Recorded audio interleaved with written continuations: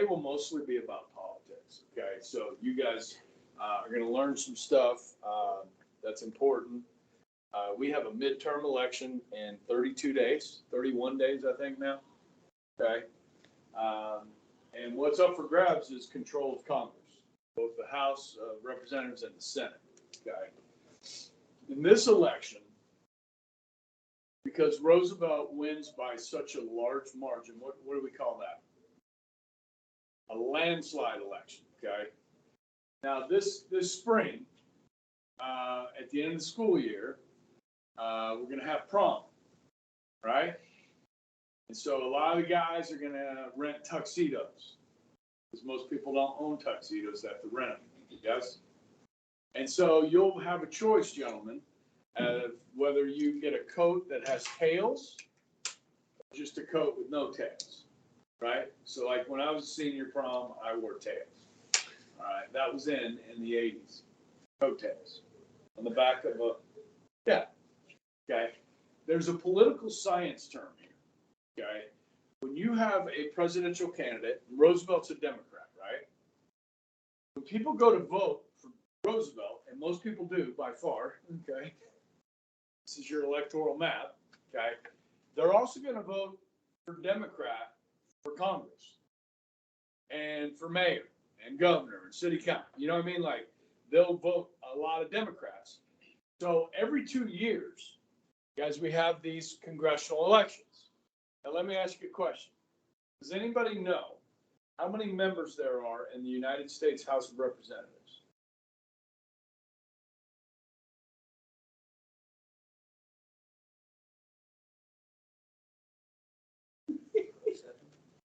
We've got a long way to go. Okay? That's okay. I'm going to help you. There's 435 members of the House of Representatives. Okay? How many senators?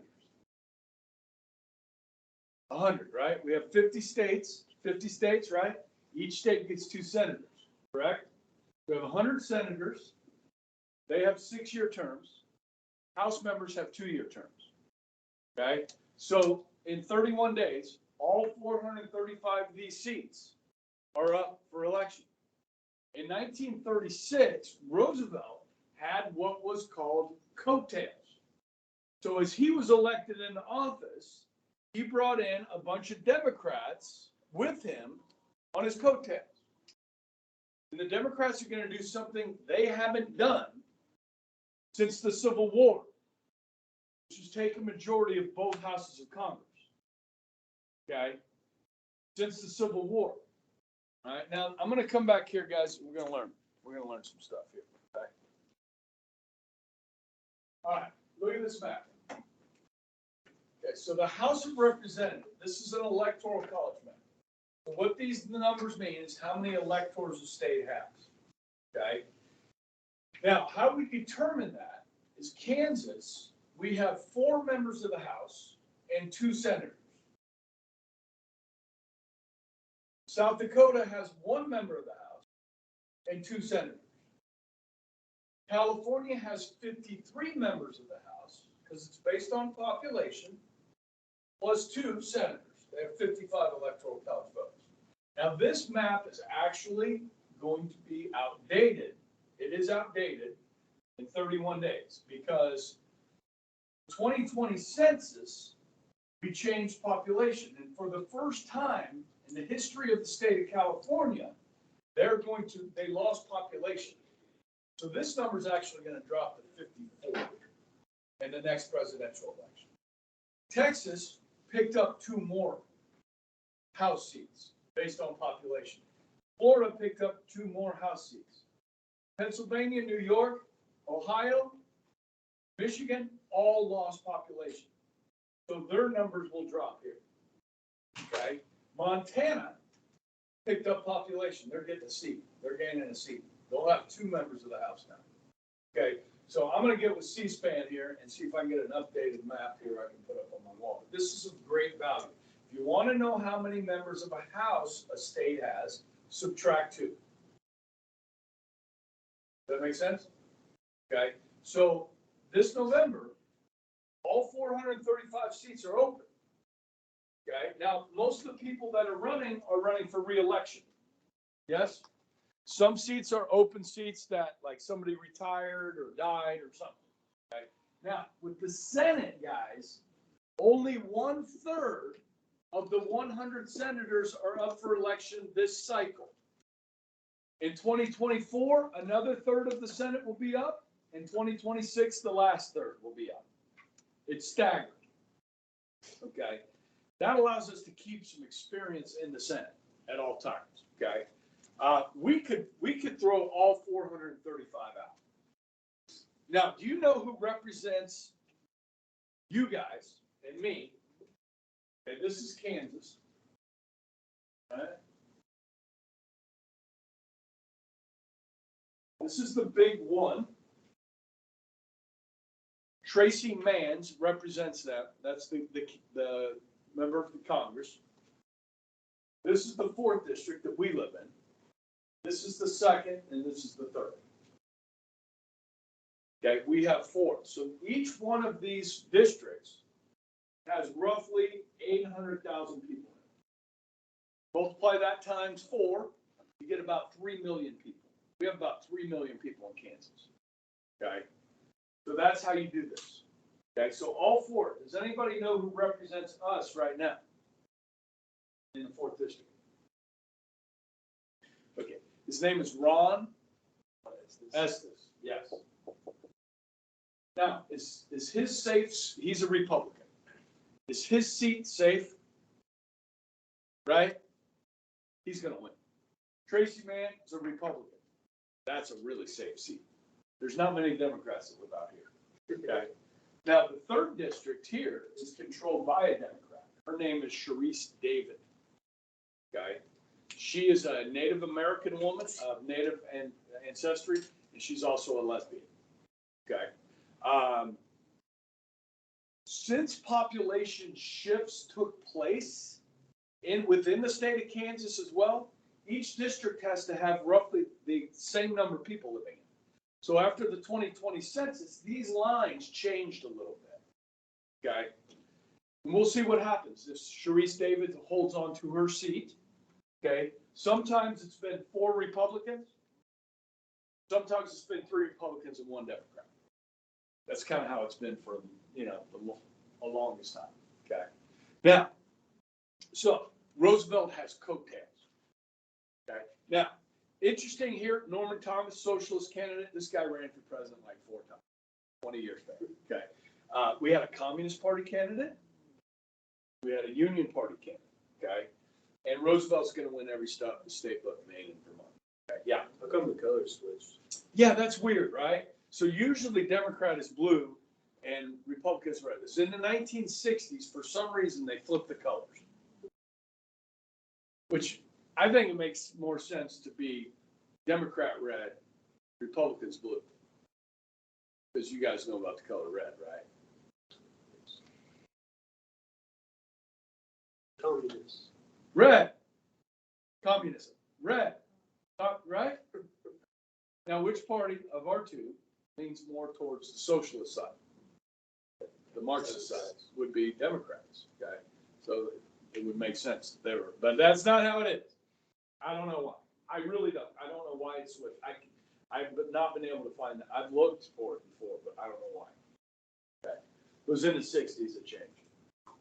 Okay, so as I was saying, guys, new majority party called the Democrats.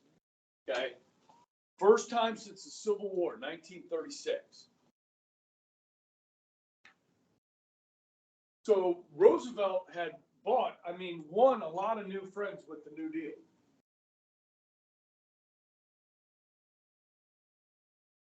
Not everybody caught that.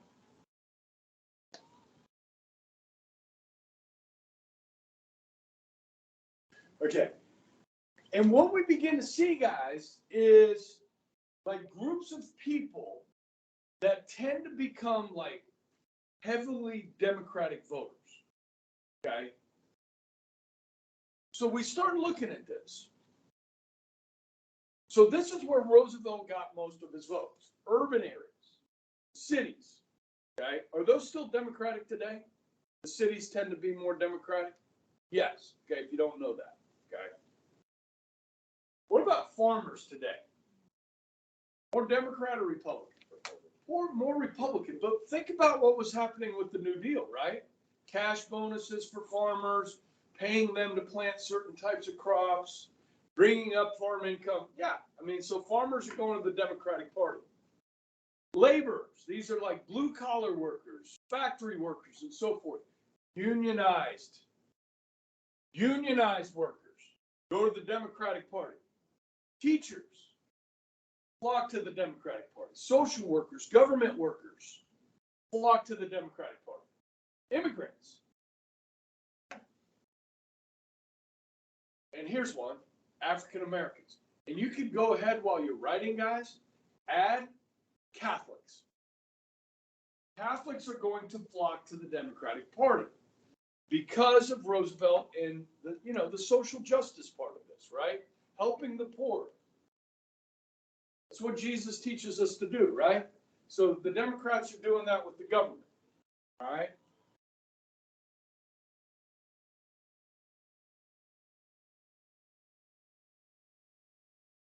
Now, here's the thing, guys. I've been teaching government for 23 years. And I would go through this and I'd say, okay, which one of these is not aligned with the Democratic Party anymore? And we'd say farmers, okay? But the reality is, guys, two-party system, the Republicans and Democrats right now, it's changing before our eyes. So you could pretty much count on different constituencies we're going to vote for certain parties. Let me give you an example. The Republican Party used to be known as the party of rich people that supported big business. You go back, Harding, Coolidge, Hoover, all big supporters of big business. You get into the Bush era, Reagan era, all supported big business, okay? Now, the wealthy, the elites, are switching over to vote for which party?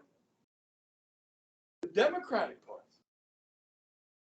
Your well-educated, wealthy Americans, a lot of them are voting with the Democratic Party. Somebody came into the system and shook it up. Somebody came into our political system and just like gave it a shake. And it started to change all within the last 4 years, 6 years. Who is that person? Donald Trump has changed our political system here. Because you could count on this. Today, the biggest change we see is this group right here. Your blue-collar workers. Guys, if you go back to the 2016 election, how did Trump win? Trump won Pennsylvania.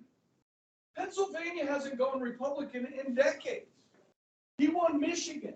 He won Wisconsin, which Republicans hadn't won in decades. He won Ohio, which no Republican wins the presidency. If you don't win Ohio, Republican president has never won without winning Ohio. Okay. I think he might even won Virginia. I don't know. But why are these people voting for Trump? Because Trump said, let's make America great again. Let's bring back some of those jobs that used to be in Detroit, that are now in Mexico, that are in China. All these jobs we've shipped overseas. Let's bring those manufacturing jobs back home. Because, guys, if you lived and worked in the steel industry, the coal industry, the auto manufacturing industry in the north, those jobs are gone. They refer to that area as the Rust Belt. All that industry is rusted up. So these blue-collar union workers, non-college educated Americans that are hardworking people that want jobs, they switch to the Republican Party. And the elites, your doctorates, people that spend a lot of time in college, get indoctrinated and so forth, vote Democrat. The U.S. Chamber of Commerce, which looks out for like big business in this country, they're leaning to the Democrats. Okay? Excuse me. So, this is interesting. Now, if you look at immigrants,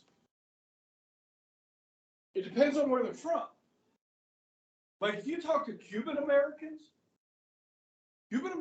are very Republican because they escaped from what? Communism. And they're like, these Republicans, they really do hate communism. And so do I. So I'm going to be a Republican. Okay? Now, if you're coming from Mexico or Central America, it's changing again. So, like, if you look at Trump with Hispanic Americans, he did better than most Republicans have done. Okay? And if you look at Biden's approval ratings among Hispanics right now, he's underwater. Like, they're leaving the Democratic Party. A lot of Hispanics. And this is an increasingly larger voting group. Yes? Okay? So, it's interesting. Donald Trump did better with black men than any Republican presidential candidate in the last 30 years. He did not do well with black women. Okay? So this is interesting to watch, guys, because I've been teaching the same stuff for the last 20 years and it stayed the same. And now you throw Trump in there and it's like things are changing. It's kind of exciting to watch. Okay? It gives you something to talk about. So, guys, I want to talk about African Americans here, okay? The South is the solid South for Democrats from the Civil War on till 1992. The South, which you see is all red there now, it's all Republican. That used to be all blue. Okay? The Democrats controlled the South. Okay? Why did that switch? When did it switch? Now, African Americans in 1936 are going to start voting for the Democratic Party. Where do most African Americans live in 1936? In the South. This is Jim Crow South. And who's in control of the Jim Crow laws? The Democrats. Who is the party of the KKK? The Democrats, yet blacks are voting for Democrats. Why? No, not necessarily forced. Dude, the New Deal. Jobs. The dole. You with me? There's benefits to vote for. They're voting with their pocketbook against a group of people that see them as lesser than that. Are you following me? Now, African Americans have stayed with the Democratic Party ever since. And you can't just say it was Obama. Listen, in 2000, Al Gore got 88% of the African American vote. And Al Gore is about as white as you can get. Okay? Silver spoon in his mouth and everything. Rich, white guy. Okay? Like Mitt Romney. All right, now, 88%. Obama got 93% of the African American vote in 2008. So is it fair to say, oh, well, black people only voted for Obama because he was black? That's stupid. Okay? The Democrats, or the African Americans have been voting for the Democrats ever since he did. Okay? Trump tried really hard to woo the African American vote. And he did it with men. Where Trump lost in 22, I think he lost suburban women. Okay? Listen, single women vote heavily Democratic Party. Okay? Married women tend to vote more Republican. But Trump alienated some of those women and in the suburbs. And that's where he lost the election, I think. Okay. So Roosevelt's popular, okay? His paralysis makes him human. He connects well with people, radio president, and he's very tight with the media. Okay? I gave you this statistic the first day of this section, okay? In a 4-year period, Hoover gave 66 press conferences. Okay, that's like once a month, maybe, for 4 years, okay? Roosevelt gave 337 in the same time period, which is more like once every 4 or 5 days. Okay.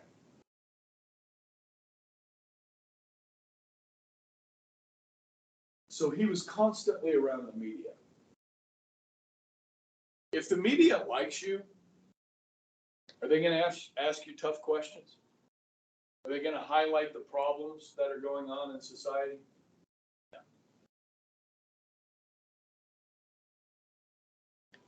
Does the media like Joe Biden? Most of the media? Yeah. Okay, so you're not familiar with what's going on at the border.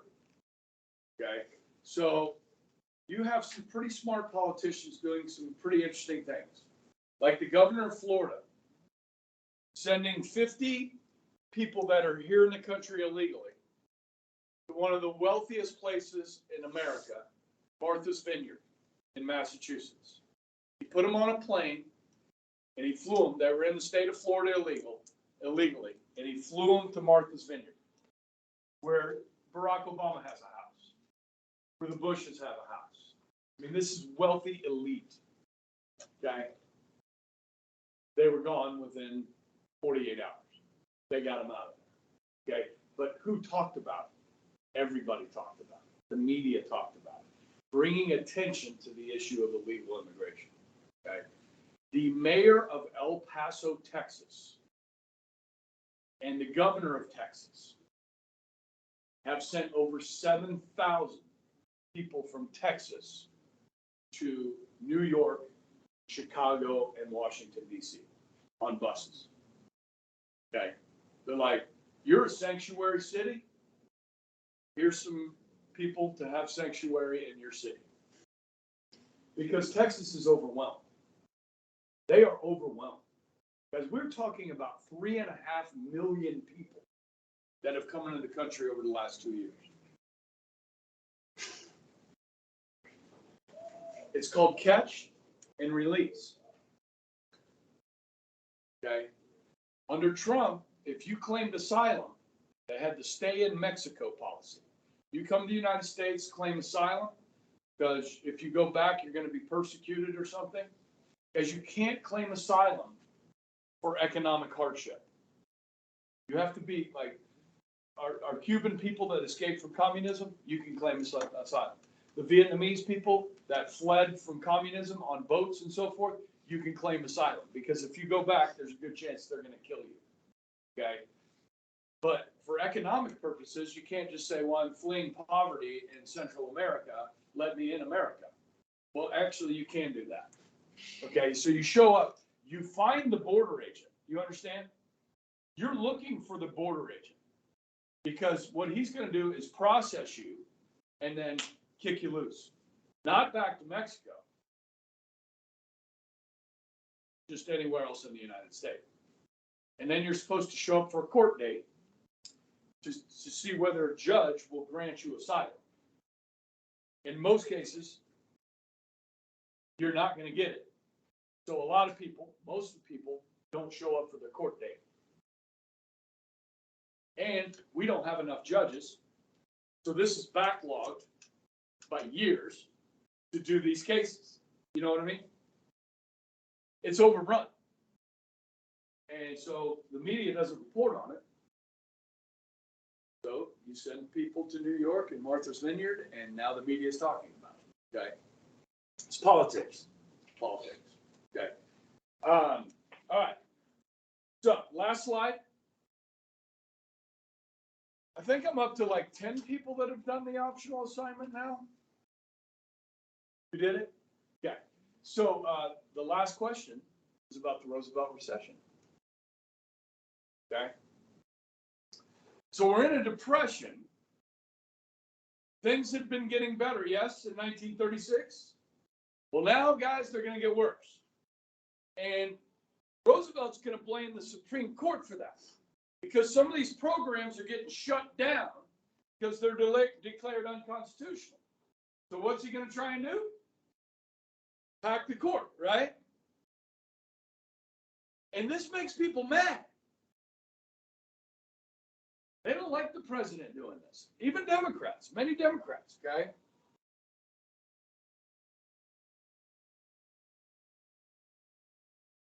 So we have a midterm election in 1938.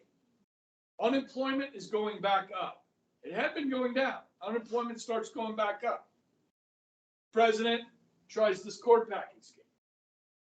Democrats are going to get beat in 38. Okay? Republicans are going to pick up 75 seats in the House, 7 in the Senate. Okay? Now I got to talk about this. Talk some more politics here. Okay? Let me ask you a question. Why, in the state of Kansas, when we have more registered Republicans than Democrats, why does the state of Kansas have a Democratic governor? How does that happen? Well, she made some promises, sure. But doesn't a Republican governor make promises too? Like, if you're a Republican, like, why didn't you vote for the Republican? Because the Republicans did not put up a good candidate. Who was the Republican gubernatorial candidate 4 years ago against Laura Kelly? Chris Kobach. Okay, now Chris Kobach, he's a real conservative. You know what I mean? But you know what? People don't like it. His personality, people are turned off by him. His demeanor. So a lot of Republicans said, I can't vote for this guy. He's creepy. So these Republicans either didn't vote, stayed home, or they held their nose and voted Democrat. Chris Kobach is running for the Attorney General of the state of Kansas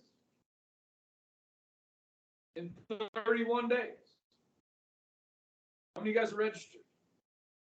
You got about 10 days to get it done, people. It's about 20 days out, they cut off registration. Are you 18? Where do you go for that?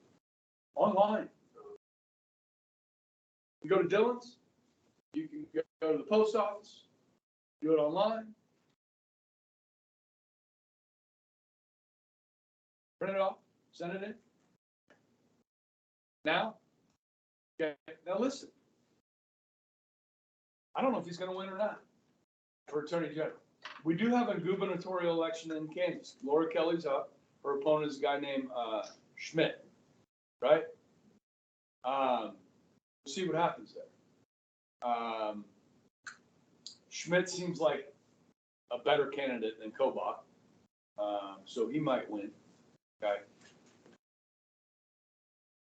Roosevelt in 1938 is going to try and purge the Democratic Party of conservative Democrats, moderate Democrats. Now, political scientists refer to these people as blue dog Democrats. Okay, the South, guys, let me explain this. I grew up in the South. Now, I don't have an accent anymore. Sound like a Kansan. I was born in Chicago. So when I moved to the South, I had an accent. I had a northern accent, and the girls really liked that. Like my dating life and mentally when I moved to Florida, I was that kid from Indiana, all right? So I moved to Pensacola, okay? Graduated from high school, and I moved to this small town called Marianna, Florida, and to a junior college, called Chipola Junior College, okay? Now this is the Panhandle of Florida, right? Now people that live there refer to the Panhandle as LA, Lower Alabama, okay, or the Redneck Riviera. Any of you guys been to Destin, Fort Walton Beach, Pensacola, Orange Beach, Alabama, those areas? Yeah. So pine trees, pine trees, pine trees, pine trees, pine trees, pine trees. And then you come out of these trees and it's beautiful white sand beaches. Yes? So this is the Redneck Riviera. I went to register to vote in 1986. I didn't graduate, when I graduated from high school, I was 17. So I didn't turn 18 until I was in college. Not because I was smart or something. My mom wanted me out of the house, put me in kindergarten. So I graduated. Right. So I needed that red shirt year. I got it in junior college. Okay. So I go to register to vote. I had to go to City Hall because they didn't have all that these other opportunities. And I go in and I say, I'd like to register to vote. And she goes, would you like to register as a Republican or a Democrat? I said, I think I want to register as a Republican. And the lady says this to me. She says, are you sure? And I'm like, yeah, I think I'm sure. And she goes, I'm sorry, I didn't mean to offend you, but you might not have anybody to vote for. Everybody's a Democrat. This was 1986. Okay? I dated a girl at Chipola Junior College, Meredith, whose dad was a state legislator. He served in the state legislature in Tallahassee. Okay? And he was a Democrat. Okay? Everybody's a Democrat. By 1992, the whole South had flipped to Republican. Why? Here's a major reason why. Abortion, gay rights. Guys, this is the Bible Belt, like Kansas. It's like the Bible Belt, right? So the Democratic Party left the South when they changed their values. The South didn't leave the Democratic Party. You understand? Like, the people didn't change. The party changed. And the Democratic Party became this big tent. Like, if you're different, come into our party. I mean, we'll take you in. If you're gay, fine. You're a hippie, we'll take you. If you're black, we want you, right? If you're Hispanic, we want you. Come into our tent, okay? And so that became the place where people that had a gripe against society would go into the Democratic Party and make their case, okay? So the party changed, the South switched, okay? And it's just kind of interesting to watch that, okay? And so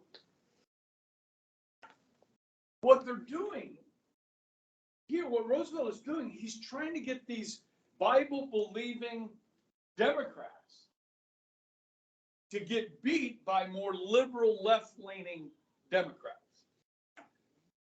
And guys, if you don't have good candidates, this is my point.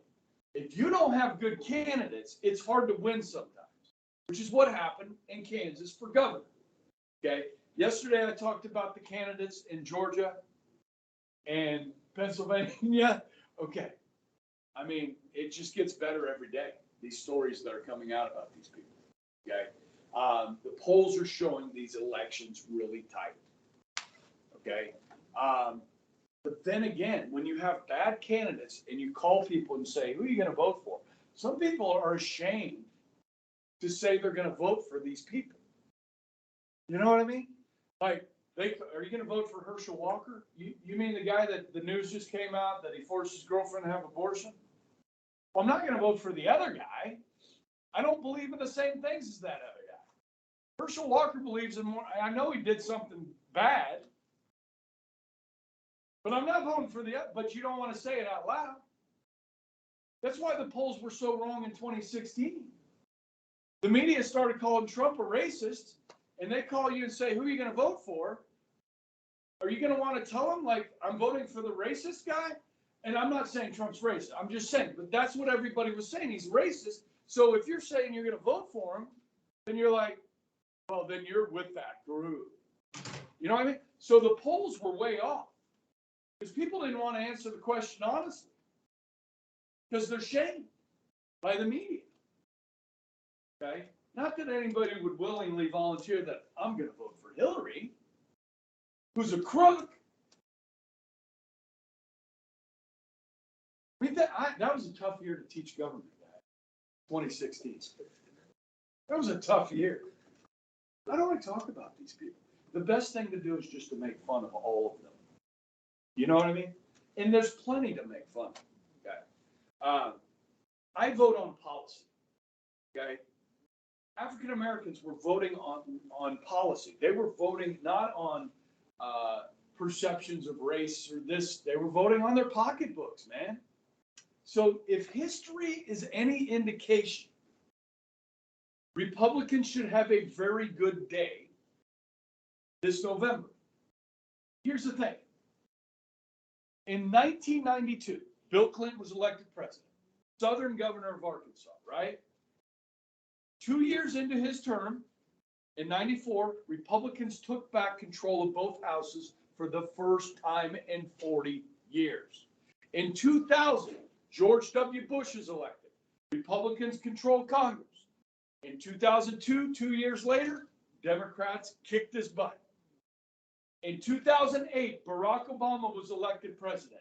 Democrats controlled both houses of Congress. 2010, the year after Obamacare passed, Democrats got destroyed in Congress. So if history teaches us anything, Democrats are in power. This is the first midterm election while Biden is president. Historically, Democrats are going to have a rough day.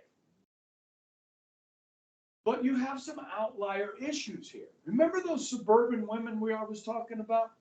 Well, guys, Roe v. Wade got overturned, right? And so you have a lot of women that might be pro-choice that are upset about this.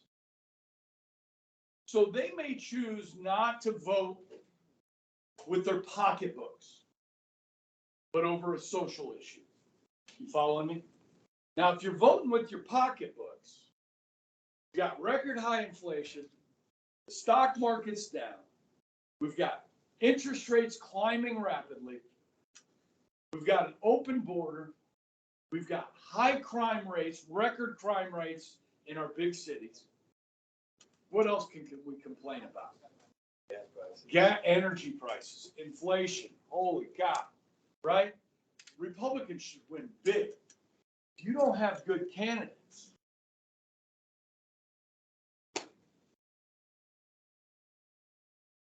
so this last slide, there's no notes. This is pretty cool. I put this in control of the House and the Senate. The Republican Party's only been around since 1855. That's Lincoln. Okay. So you can see Republicans did good after the Civil War. Okay. Democrats got in here a little bit. This is 1936. Here. This is what we were just talking about. 1936. Coattails. So Democrats dominate. This is the 2 years after World War II. Republicans get in the 80th Congress. I will be talking about this Congress a lot because they're going to try and undo the New Deal. Okay. Then Democrats dominate until 94.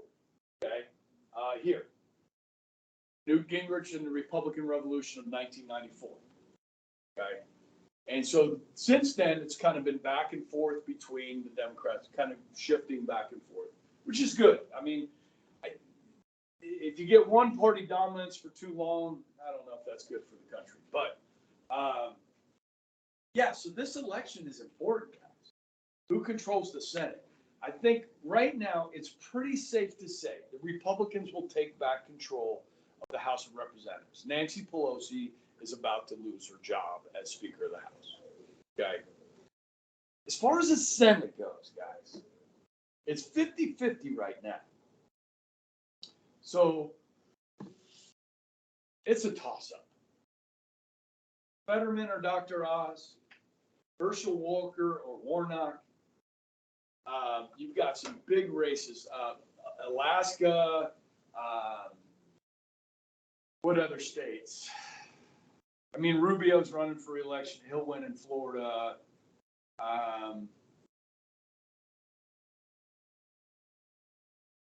Yeah, it's just going to come. There's one in Arizona. That's a close one. So, yeah, it'll be interesting. As we get a little bit closer, I'll pull up some polls and stuff before the election, and we'll talk about it. I haven't seen any polling on the Kansas gubernatorial race yet, but We'll see. Yeah. I don't think Laura Kelly is like despised in this state. You know, I don't blame her for shutting down the schools. She was among the first to do that, if not the first, Kansas. There was so much unknown with COVID. So I don't blame like early decisions on that. It's hard to blame somebody for that. As time went on, let's talk. Have a good weekend. Hey, you too. Have a good weekend. Yes. Good luck tonight. Yeah.